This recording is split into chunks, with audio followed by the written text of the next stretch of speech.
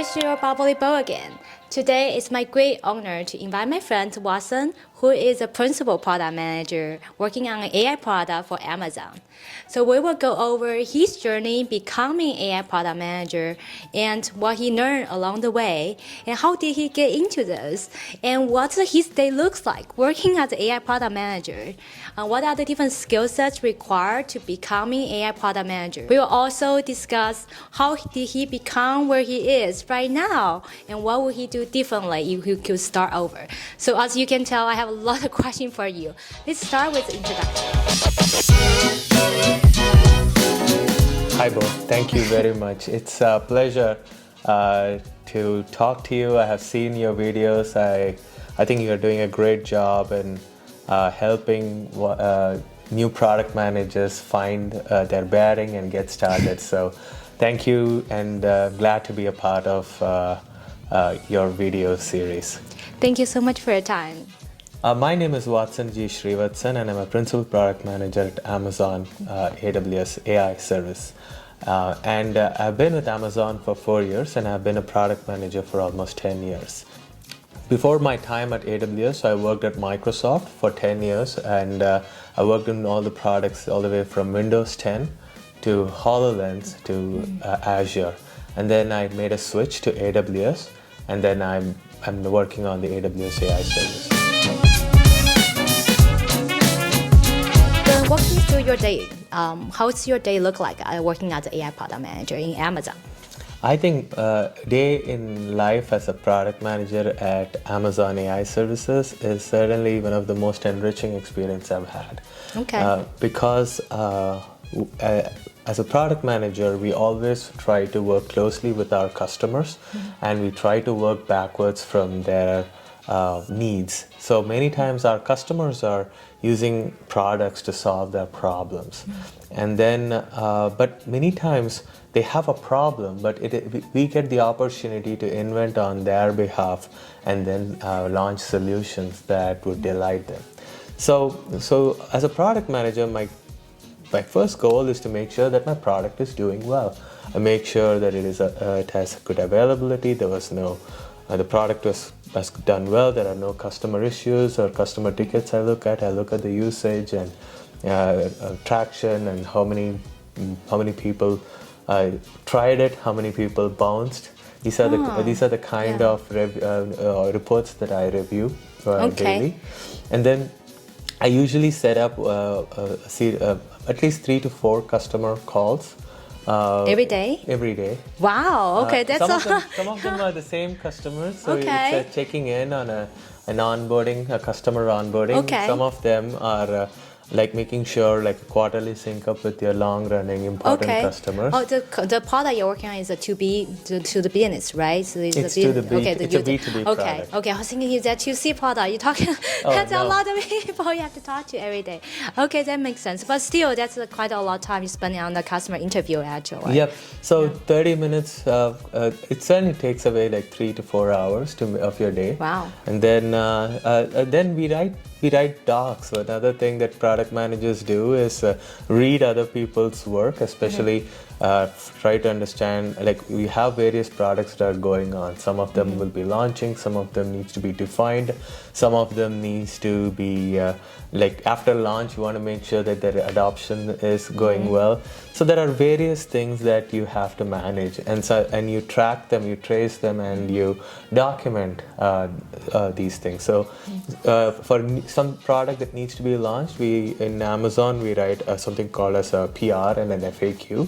Oh yeah, so I heard that you have the working backwards, a very famous product framework that you start with the press release, right? So you have to do the vision how the product could look like when you launch it. You're absolutely right.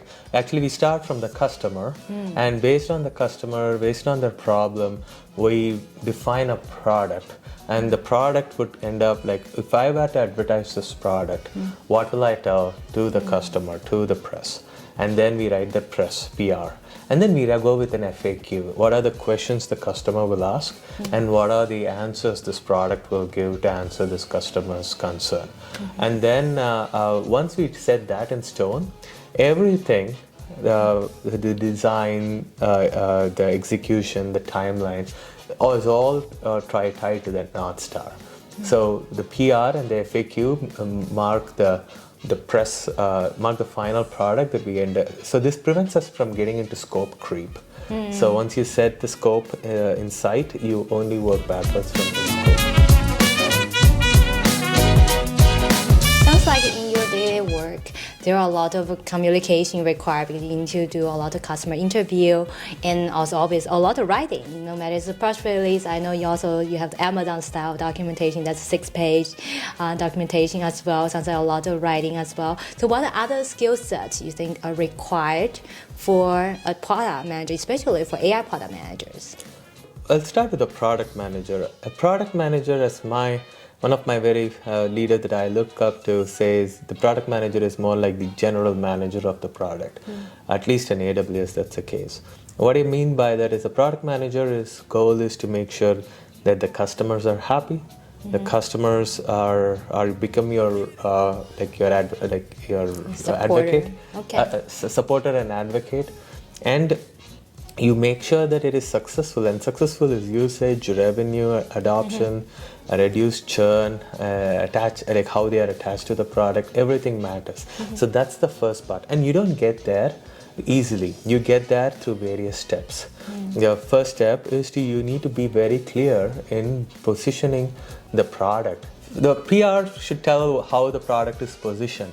No product stays in isolation. The product is the customer always sees your product with respect to other products that they are familiar with, other solutions they are currently using. So your product should be positioned in a way that the customer finds value in adopting your service. Then as another thing that the product manager works about is naming the product. Like, what do you call it? It needs to be something that is catchy, that the customer would be excited about. That, like for example, names like Echo and Astro are cool. All right, names. now I'm curious.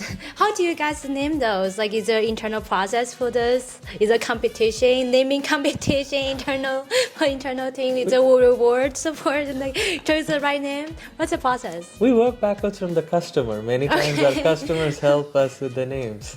Okay, then they will provide some names and you guys decide. We will give them certain names as well. Okay, We will run okay. it by them. Okay. Sometimes the customer would say, "Oh, that's a mouthful." We know that's not a name. So that's one way we name the product. Naming is just one aspect. Then you have to provide a price for the product, and the price should be in such a way that the customer benefits from the product. Because you start with providing enough value that the customer is willing to pay for your service. How do you make sure that you create that enough value? Value is created when you position your product in a place where there is a lot of customer demand and a lot of customer willingness to adopt and pay. So that is what we as product managers do when it comes to pricing. And then the PR is your promotion. So I'm getting down to the 4 Ps of the marketing, as you can see. So being a product manager, though you make the product, you're also responsible for the remaining 3 Ps of the marketing 4 Ps to ensure that the product is successful. Okay, so if I can summarize at least the skill set for product manager, not specific for AI product yet, but for product manager, really that 4 Ps, right? That's like the questionnaire for any MBA out there. What's the 4 P? Like the product itself, so that's the press release. What's exactly the product and the pricing for the product, and how do we promote it, the promotion, so how we do the marketing, the positioning. and the positioning, how you position in the market. And that is just the external aspect of it. Then you come down to the internal aspect of it. This is where the business requirements doc comes in. So once the 4 Ps gives you an idea of how the customer will interact with the product. Internally, you have to define the product in a way that the customer define the product in a way that your internal team, your engineering, your scientist, your data team can all do that tactical activity that would culminate in the creation of this product. So AI products are products that are capable of doing something that a human used to do. For example, AI, artificial intelligence, the product is supposed to appear intelligent. So an AI product manager should be able to convince the customer that your product is capable of doing intelligent tasks. The hard part about any AI tool is once in a while the product does make mistakes. And we actually hold AI products to a bar much higher than humans. That's actually a very interesting point, actually. You think about it. Yes, like if you think about auto driving, right? If you just have a driver driving, people make mistake and people are okay with that. But if you are saying that your car is auto drive, you better to be 100% safe, like no mistake ever. If you make mistake, it's gonna be on the headline tomorrow, right? Yep, exactly. So how do you sell the value of the product?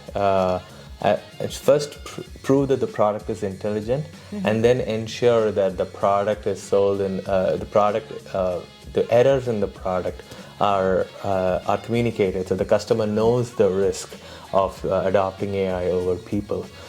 So that's the first part, explaining the product's value, the magic as I call it, and then the places where it has shortcomings.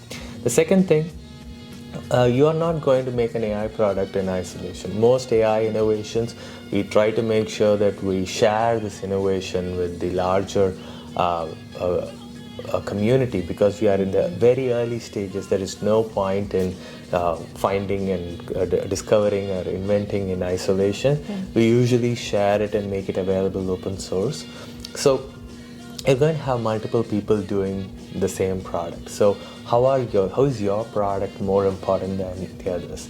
There are 3 or 4 ways in which your product can be better. One, your product solves the customer problem easily.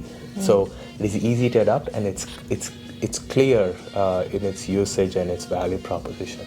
Second, the accuracy of your product is very high.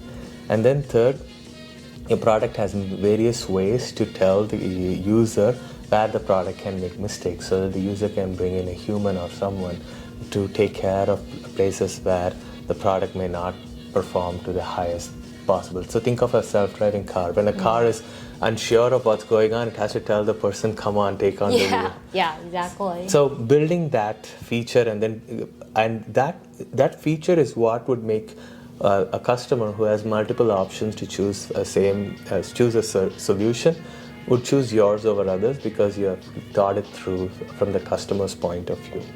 Okay. So that is the second part. And then third part is explaining the AI to everyone, because it's very easy when I talk about intelligence. It's so easy to get carried away and be worried about the intelligence. So be very clear about how you are using the data, how you are processing the data to provide a solution, and how it is safe for both the users and the users around is another key part of a product. So let's talk about what's the differences between the regular product manager and the AI product manager. The AI product managers have a bit more, because most of the AI has 2 secret sauces. It has the data and it has the technology, the deep neural network technology. So the data part, you have the data scientists who have to go and get the data, clean the data, annotate the data, so that we can build the necessary raw materials for the AI tool to work. And then you have the scientists, the applied scientists, who work on those data sets to create magic. And then you have the engineers who would end up hosting that magic in a very scalable manner that is available to the customer whenever they want. You need to make sure that any product you build, you internally define the product in such a way that the contributors can get into that tactical work. These contributors would also write their own work. They have the tech spec docs. Product managers should make sure that they read the tech spec docs, and then because this is where you start from the customer. The customer, if you were to be like start all the way from the heaven, then you need to get down all the way to the grass, and then make sure that you create a product that you can work with the customer. You start at a very high level, go down to the depths, build the BRD, read the tech docs that your engineers, scientists, data scientists are writing. Be aware of the day-to-day contributions that they are making, and make sure that the work that they are doing is in the direction that would lead to the culmination of the product. Okay, and it sounds like the differences between regular product manager and the AI product manager is really this internal piece, because the technology requirement, the skill set requirement for AI product manager is a little bit different than other product management, because you do have to understanding of those data engineering perspectives. The scientist, you can speak the same language as the scientist, you can understand all the machine learning concept as well, right? So the AI product manager has one other difficulty, I would say. The AI product manager needs to understand the fastly changing world of AI. Like if I were to be a product manager for automotives, like cars, yes, cars are changing. We are driving electric vehicles, we are driving autonomous vehicles, but we are looking at a technology that is almost 100 years old, or more than 100 years old. So, but whereas AI, it is much younger. So to be able to be agile, to be aware of newer findings that are happening around the corner, those are the key skill sets that an AI product manager should have. But being able to translate a customer requirement to a product definition, break down the product definition to a business requirement doc, break down the business requirement doc to a functional or a tech spec doc, read the tech spec, and then monitor the tactical works, and then ensure that the final product is built that can be sold to the customer is all responsibility of the product manager. And also, especially for that part that you need to break it down to technical requirements. So this is, again, that's the part we need to understand, have always keep on top of all the technology innovation going on right now, especially for AI, as you said. Right now, there's so much things going on. Every day there's some new model coming out, literally, and we will need to be able to stay on top of it. It's actually one of the motivation when I started my YouTube channel is I want to have a place to be able to network with the people who are also AI product management, because I find it's quite different than the other fields as the other product manager, because it's in this field just so much things going on. And I want to have an opportunity to share my experience working in the field, but also use this as an opportunity to be able to know more people working in the field, so we can exchange ideas, and so we can also kind of like have a study group, be able to learn all what's going on in the industry as well.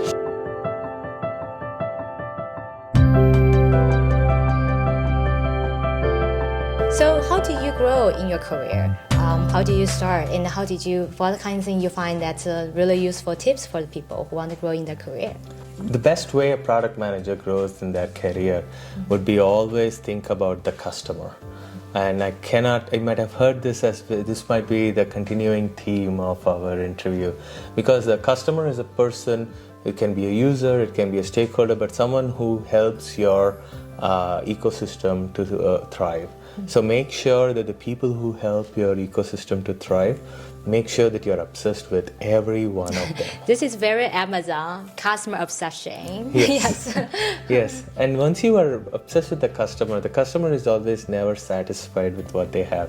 They're going to be always driving you and asking you challenging questions to make their life easy. And that is one of the a successful product manager would be a person who is obsessed with finding the solution, and obsessed with finding a solution and be thinking of how to communicate the solution both to the customer and to the internal stakeholders. And that is that's one of the key things that helps a product manager to grow. Second, the product manager should have a product mindset.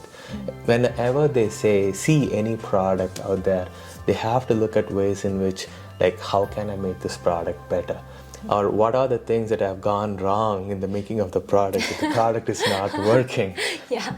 So learning about the product mindset, looking about it from the aspect of how can I make it better, how various cultural difficulties, differences, problems that like when you see a product, it should not be as if it is built by a committee. When you see a product that looks like it's built by a committee, that's when you go back and you break down the barriers that are existing within your own team.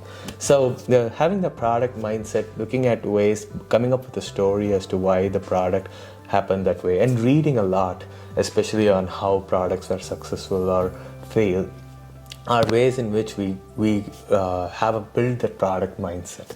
So first, work backward from the customer, be obsessed with the customer, be focus on how you would communicate the product both to the customer and to the internal stakeholders, and then how you develop the product mindset, because product mindset is going to help you innovate. Then in your career, you've been to get to where you are as a principal. Then what do you think is expected from different level of product managers? Start from entry level to where all the way to where you are. What's expected from those roles? So usually product manager levels, I think in Amazon or anywhere else, it starts from a PM1, PM2, a senior PM, principal PM, and so on. So I can start, in fact, I had the luxury of starting all the way from PM1 at Microsoft to a principal PM here in over the 10 years. So the PM1, the first role of a PM1 is to understand and write spec docs. You might have another senior PM who would have had the relationship with the customer, break it down as a PR, and then it's PM1 who would look at the PR and then break that down into business requirements doc or spec docs. And many times you'll have multiple business requirements doc that will work together to build that product. Take for example something like a car. A car has fuel system, transmission, motors, chassis, steering wheel and controls, seats, and passenger comfort, passenger safety. There are so many things that make a car, and for everything you must have a product manager who would break that down into various technical specs. So PM1's job would be to write specs, and then write specs one that would be communicated internally, and write specs one that can be communicated externally in customer interviews and so on. A PM2's job would be to be an independent owner of getting those specs put together. So you don't need a guidance from a PM. You don't need a guidance from anyone else. You are able to independently drive the specs and then deliver on the specs. A senior PM we're looking at the whole relationship, both talking to the customer, managing the internal stakeholders, managing the customer expectation, working with the marketing, working with the finance on P&L, working with the legal to make sure that the product is successful. This is the kind of work a senior PM would do. Okay. A principal PM's job, or a senior manager and principal PMs have similar levels, but a principal PM's job is to be right a lot.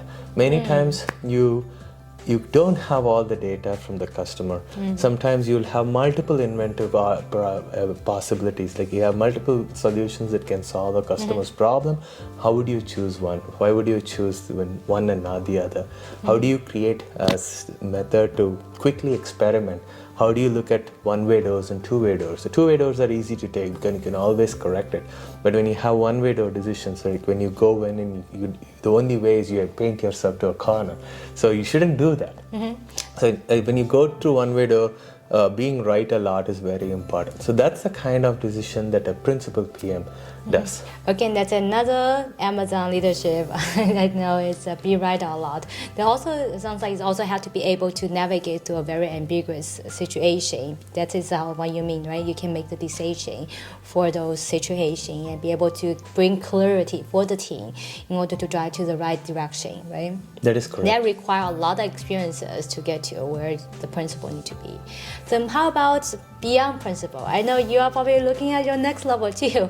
What the beyond principal? What are the things you observe are the things that make them who they are? This is the whole interview is my opinion of my life and my life as a PM, right? So I think a director's role, that is a level above me, the role is to set a culture for excellence, set a culture where PMs, the senior PMs, and the PM1s and PM2s can work collaboratively and set the tone for excellence in building great products that solve customer problems. And then beyond director, the GM's role would be to be the sole proprietor of the P&L of the product, make sure that the product is profitable. You're familiar with the hockey stick curve, that if you're not profitable now, make sure that you have the path to profitability over a period. And then a VP to a CEO. A VP is more like the CEO of the product.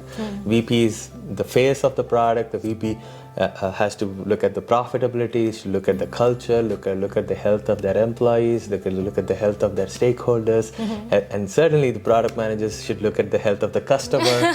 So that is the whole, making sure that the whole ecosystem is successful. So it's not just about the product anymore. It's about the people. When beyond the principle, it's about people management, creating culture, and also then it's about the entire product line, right? So it's in your entire products and also the stakeholder, right? It's not just focused on the daily product development cycle anymore. That is correct. So what would you do differently now, knowing what you are right now? Would you, if you start over, what you do? Oh, so one of the key things that if I were to do differently, I would spend a lot, I would take myself less seriously. I would certainly try to have a lot more fun because one of the things growing up as an Indian, you try to... Asian culture, I can relate. Yes. You spend too much time on being good, being really good at what you do, and that you end up not missing out on the fun things in life. So if I were to do things differently, I'd spend a lot more time taking care of myself, traveling, trying new things just because they are new. So then, last question. What's the takeaway message you have for anyone aspire to get into AI product management or just been working on AI product management for a while and want to get to the next level? What's the takeaway message you have for them? Ooh, that's a good question. So, takeaway message for anyone listening to this conversation is ask yourself what you want to do, what you want to do. I mean, AI is great. If you want to get into AI, read the latest news, but don't try to split the marketing versus the truth. So many AIs have hype. Yeah. So making sure that you can peel off the hype and then understand the tech is very important if you're in AI world. Take some classes, understand what recurring neural networks are, or convolution neural networks are. Simple things can take you a lot further in understanding AI better. Another way I would look at it is, I did not go to my undergrad or even my master's or even PhD or even MBA thinking that I'm going to be a product manager in AI. So my recommendation would be look at yourself, look into yourself and look at the people around you. Ask yourself what you can do with the skill sets that you have now to make a change. And then as you see this world, look for patterns. When you see a certain pattern, certain trend, build those skill sets, learn something to be adaptable to the new normal, because the one thing that is constant is change. So we cannot rest with the current situation. It's never status quo anytime. You might have read the book Who Moved My Cheese. The cheese is always moving, so you gotta keep moving all the time.